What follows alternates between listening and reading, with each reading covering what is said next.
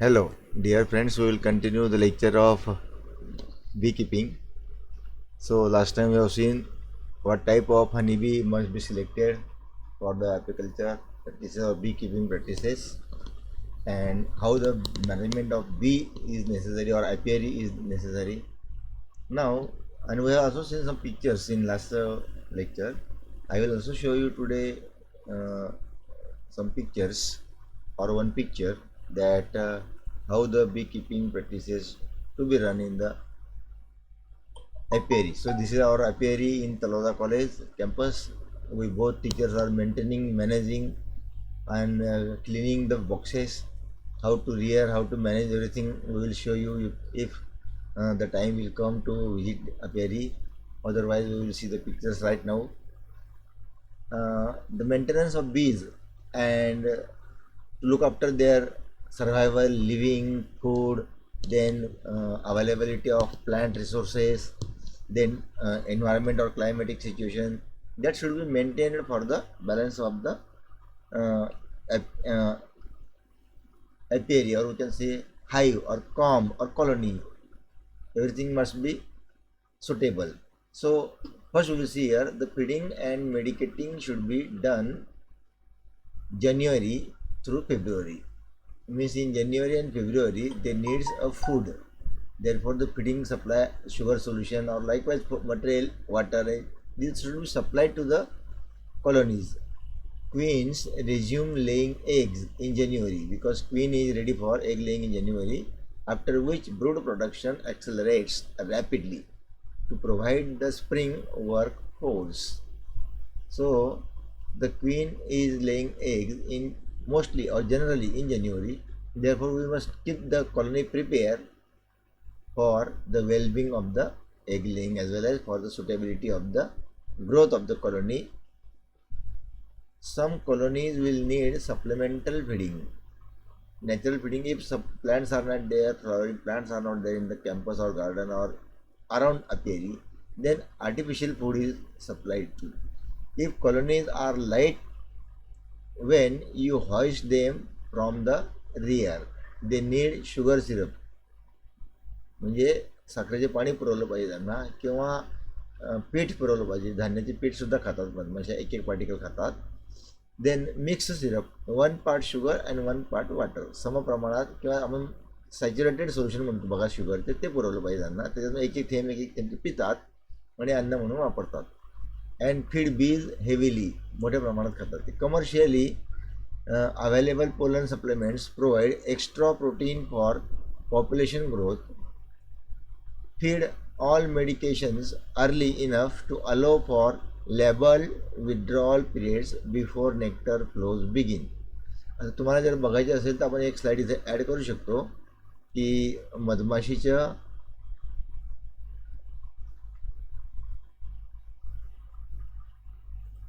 बघता येईल का, बघूया आपण, दिसते का. आत्ताच आपण उघडलं होतं डेस्कटॉपवर.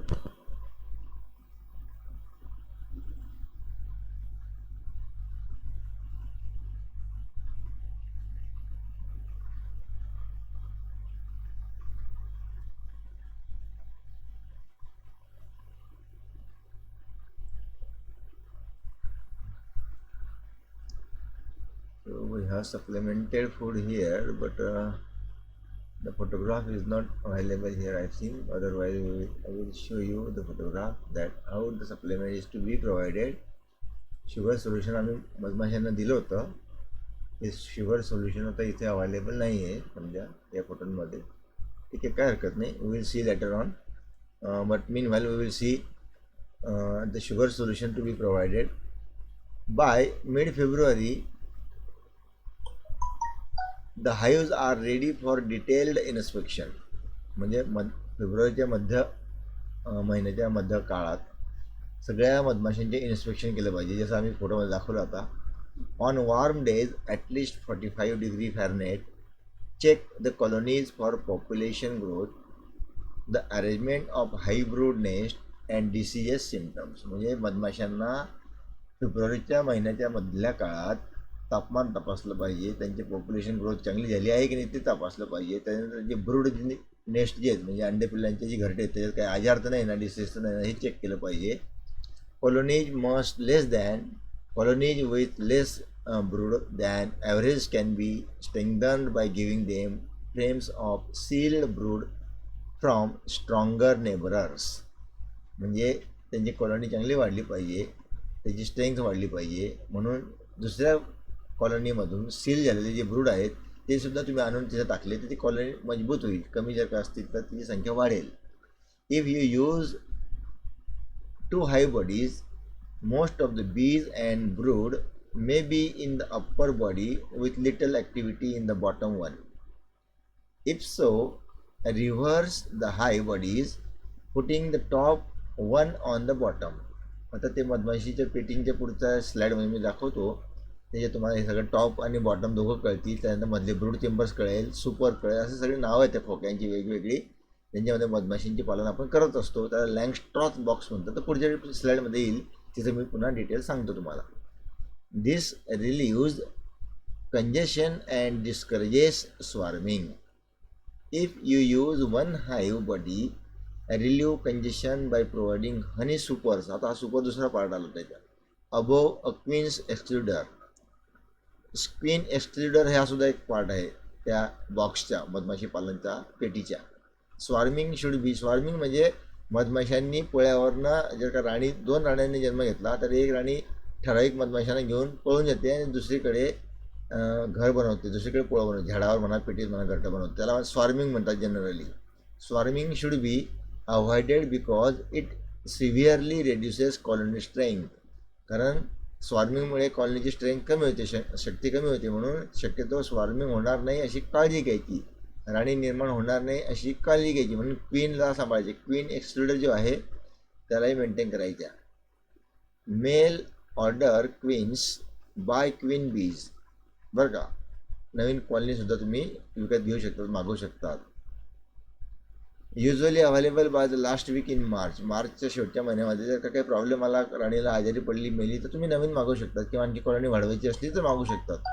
Annual requeening whether in early spring or in fall is one of the best investments a beekeeper can make. Compared to older queens, young queens lay eggs more prolifically म्हणजे जास्तीत जास्त संख्येने, and secrete higher levels of pheromones which in turn stimulate workers to forage, suppress swarming and suppress disease outbreak. To requeen a colony, find, kill and disease of the old queen. मग जुन्या राणीच्या कंपॅरिझनमध्ये नवीन राणी जर का आणली, आपण विकत घेतली, तर ती फेरोमोन्स जास्त सोडते, म्हणजे मधमाशा जास्त स्टिम्युलेट होतात, कामकरी माश्या, आणि ते जास्त फोरेज करतात. फोरेज म्हणजे मध कलेक्शन. पुढच्या स्लाइडला दाखवतो मी. जास्त फोरेज करतात आणि मग जास्त परागकण गोळा करतात, म्हणजे जास्त मध गोळा होतं, आणि नवीन राणी अंडी पण जास्त घालते. तर हे फायदे असतात. म्हणून क्वीन जर का म्हातारी झाली असेल तर तिला रिप्लेस करू शकतो आपण. हे बघा, नारळाच्या झाडांना सुद्धा फुलं येतात. तर नारळाच्या झाडांच्या फुलांच्या परागकण वेचण्यासाठी किती पेट्या लावल्या आहेत बघा. या पद्धतीने we can collect the maximum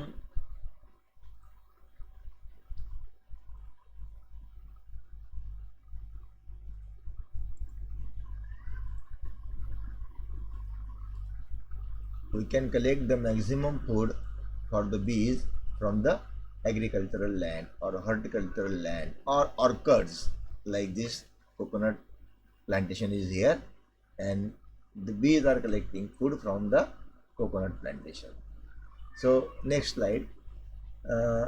Up to that we have seen older queen replaced by new queen. इथपर्यंत आपण बघितलं. Let the colony remain queens less for 24 hours. Then we can change the queen. So in next, queen less for 24 hours, then introduce the new queen in her cage. In her cage म्हणजे राणीचे एक वेगळं घर असतं. मधमाशीच्या पोळ्यावर राणीचे वेगळं घर असतं आणि त्याला नेण्यासाठी एक राणीचे छोटंसं पेटी पण असते. त्याला क्वीन केज म्हणतात. ते क्वीन केजमध्ये तिला नेता येतं आपल्या राणीला. धक्का न लावता न जाता छोटीशी पेटीसारखी आपल्या हातात मावेल एवढी पेटी असते, त्या पेटीमध्ये तिला नेता येतं. With a new queen one can also make a new colony by taking frames of brood.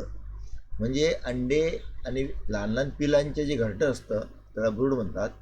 तर ब्रूड असलेल्या एखाद्या दुसऱ्या पेटीमधली मधमाशीची जी पेटी असेल, मधुपेटी असेल, त्यातनं ब्रूड उचलून एका वेगळ्या याच्यात ठेवायच्या, वेगळ्या बॉक्समध्ये ठेवायची आणि तिथं ही नवीन राणीला सोडून जायची. म्हणजे मग ती बरोबर नवीन संसार साठते तिचा आपला, आणि अशा प्रकारे मधमाशीची नवीन कॉलनी जन्माला येते. खूप चांगल्या पद्धतीने ती डेव्हलप पण होऊ शकते. अँड हनी अँड बीज फ्रॉम अ स्ट्रॉंग कॉलनी, मोठी कॉलनी असेल त्यातनं घ्यायचं आणि तिथं राणीला सोडून द्यायची.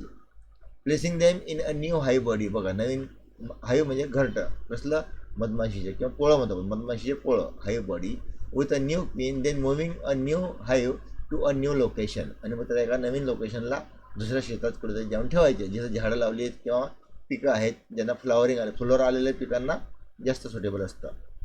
दिस controlled splitting of a colony lets a beekeeper manage the swarming process. Congestion and the swarming urge are relieved in the strong colony, and the removed bees are housed in a managed hive instead of lost. म्हणजे जुन्या मधमाशीच्या काढलेल्या मधमाशांना कुठेही नष्ट होऊन देण्यापेक्षा त्यांना एका दुसऱ्या याच्यामध्ये हाऊस करायचे, दुसऱ्या पेटीमध्ये हाऊस करायचे आणि मॅनेज करायचे. अजून नंतर मग काय होईल, ते नष्ट होऊन जाते, मरून जाते. एक राणी काढली का तिथून ते घरट्यातले बाकी नष्ट होऊन जातात, बाकी मरून जातात. इतके त्यांच्या मधमाशांच्या एकमेकांवर संपर्क असतो, जीव असतो, प्रेम असतं. If you feed your colonies, medicate them, त्यांचे अभ्यास करा, त्यांचे काळजी घ्या. रिक्वीन देम, त्यांना नवीन राणी द्या, म्हणजे नवीन क्वीन सबस्टन्स मिळेल आणि ते ॲक्टिवेट होतील. अँड कंट्रोल स्वार्मिंग, आणि स्वार्मिंगवर नियंत्रण ठेवा, म्हणजे मधमाशीचे पोळं सेन. They should be strong enough to collect surplus nectar by mid April. म्हणजे एप्रिलच्या मध्ये, आपण जानेवारीपासून अभ्यास करतो आहोत बघा, तर मी एप्रिलपर्यंत आलो. एप्रिलच्या मध्यात त्यांना सरप्लस नेक्टर मिळवण्यासाठी आपण या प्रमाणे नवीन रचना केली गेली पाहिजे. This is the time to add honey supers above the hive bodies. Add plenty of supers to accommodate incoming nectar and the large bee populations, and this stimulates foraging and limits late season swarming. As nectar comes in, bees place it in cells and evaporate it to about 18% of water content. When bees cap the colony, bees cap the honey, म्हणजे मध टाकून त्यांनी जर का seal केलं हनीला, it is considered ripe. तर मग आपण असं समजायचं की मधमाशीचे पोळं पक्व झालं आहे. Not all honeys are alike. सगळे मध सारखे नसतात. प्रत्येक मधामध्ये वेगवेगळ्या फुलांच्या, परागकणांच्या आणि मधुरसाचा समावेश असतो, म्हणून प्रत्येक मध हे वेगवेगळ्या क्वालिटीचे असतं. Usually lighter honeys command higher prices, and most beekeepers try to keep darker honeys from mixing with lighter ones. For example, some beekeepers remove supers with dark tulip poplar honey before it can mix with incoming sorewood honey which is lighter. बघा, काही मधपाळ काय करतात, मधपाळ म्हणजे जे मध पाळतात, मधमाशा पाळतात ते मधपाळ. आणि ते मध विकताना लाईट हनी जे असतं ना, ते खूप महाग असतं आणि चांगल्या क्वालिटीचे असतं.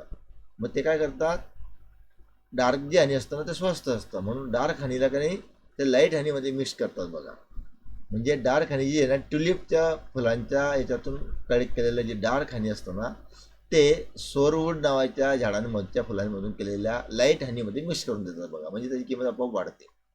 म्हणजे हे जर का 300 रुपये असेल आणि हे जर का 200 रुपये असेल, ते 200 रुपयाच्या 300 रुपयामध्ये मिक्स करून देतात, म्हणजे ते 300 रुपयाला विकले जातं. बघा, इतकं सोपं आणि सरळ गणित आहे.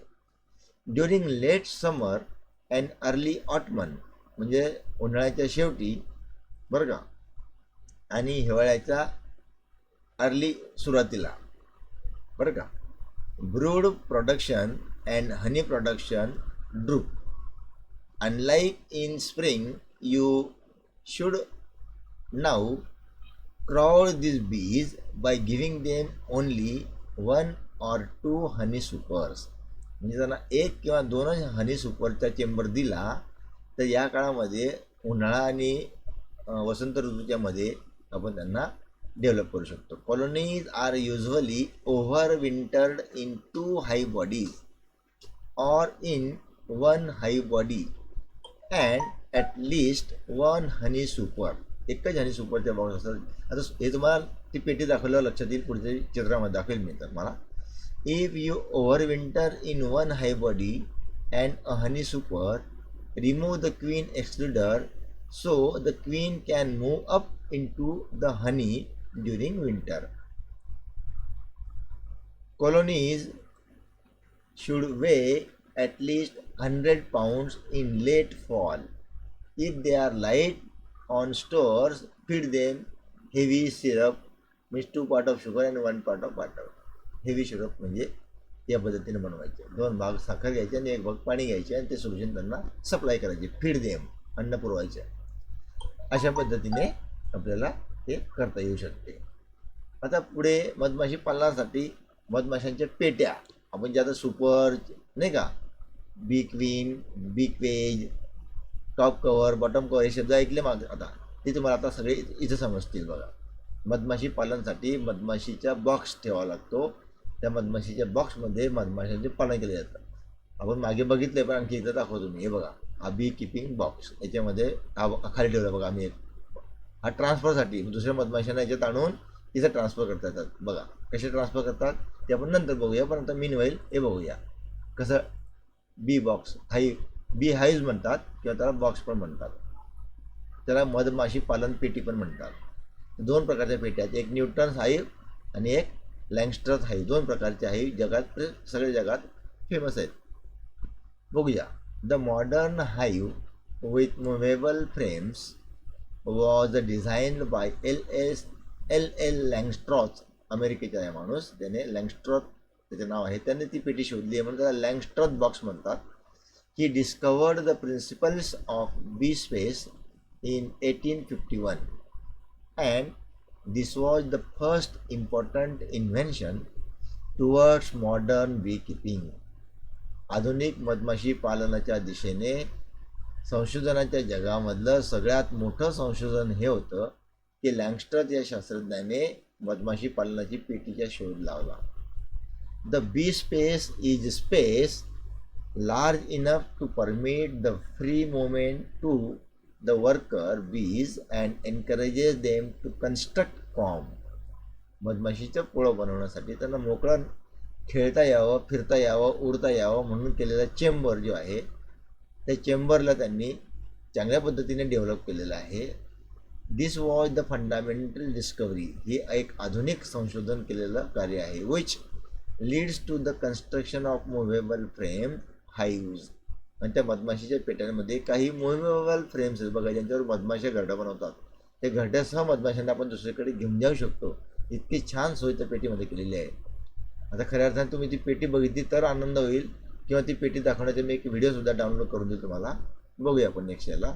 The bee space is ideally a space of 6 mm and bees will use it as a passage way during their indoor activities. फक्त 6 mm ची जागा सोडली बघा मधमाशांना त्यांच्या बॉडीच्या साईजनुसार, म्हणजे एक छोट्या बोळसारखी. त्या फ्रेम्सच्या मधून ते असे जातात हळूहळूमध्ये बघा. Actually, in the practice, 6 to 8 mm gap will be sufficient for this purpose. In the world, different types of bee boxes were designed and used. These include Langstroth hive, Newton's hive, and ISA A and B type hives. These are described as below. या सगळ्या पेट्यांची माहिती, अनेक प्रकारच्या मधपेट्या आहेत जगामध्ये, परंतु ही जे 3 famous आहेत त्यातले हे 2 खूप फेमस आहेत, लँगस्ट्रॉथ आणि Newton.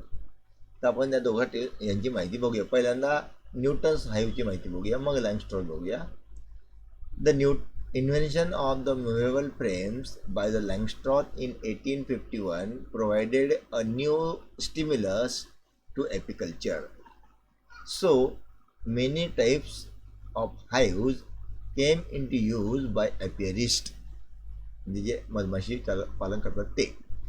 During 1911 and 1917, a missionary, Father Newton, popularized the beekeeping activity. He trained many beekeepers and devised a hive called Newton hive. It is an indigenous movable frame hive for easily handling and inspection of the colony and in undertaking appropriate management practices for the Indian bees. It is smaller than Langstroth hive, having 8 by 5.5 inch frame size. ISA A type. This is called as ISA A type. ISI A type, which is at present in common use for domesticating bees in the extreme southern India. आपल्या भारतामध्ये south इंडियामध्ये या मधमाशी पालनाच्या Newton हाईवच्या फ्रेमचा वापर केला येतो, जे generally 8 bye 5.5 इंचच्या साईजचे फ्रेम्समध्ये आहेत. त्यांना ISI A टाईप फ्रेमसुद्धा म्हणतात. आणि त्याच्यामध्ये त्यांना 6 ते 8 mm ची जागा असते मधमाशांना फिरायला, ज्याच्यातून फिरून ते मधमाशी पालनाचे कार्य व्यवस्थितपणे पूर्ण करत असतात.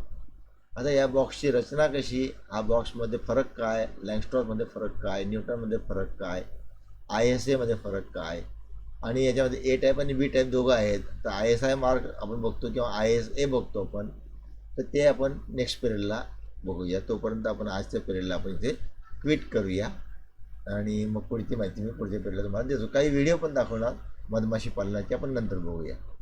Till then see you. Okay.